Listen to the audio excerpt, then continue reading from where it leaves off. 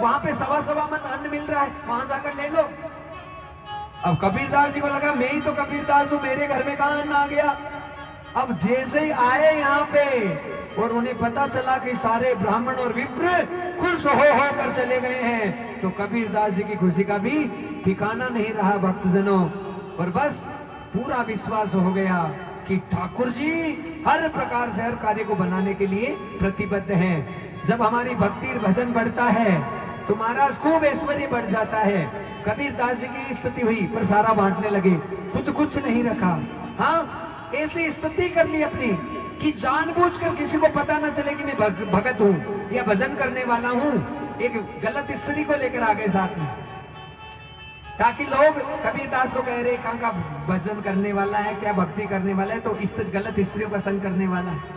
सब जगह कबीरदास ने अपनी खुद की बदनामी करवा ली। बोलो राधे राधे।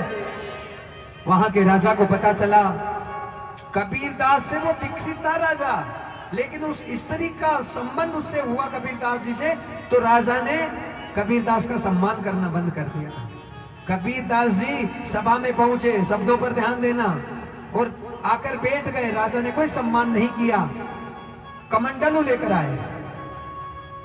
बहुत सारे लोग बैठे हैं भक्तजनों।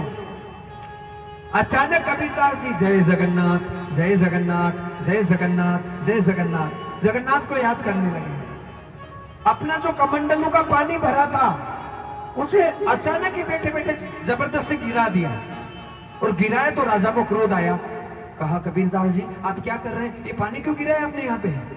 कहा जगन्नाथपुरी में जो भगवान की रसोई बन रही है, वहां पर जो रसोईया है उसका पैर जलने वाला था और पैर आग पकड़ रखा था, तो उसको बुझाने के लिए मुझे पानी डालना पड़ा। बोलो राधे। हाँ, कहां तो जगन्नाथपुरी, कहां राजा का दरबार, और सारी चीजें कबीरदास को यहाँ बैठे पता चली। राजा ने खोज करवाई इस बात की कि कबीरदास क्या सत्य बोल रहे हैं, क्या वास्तव में किसी का पैर जल रहा था।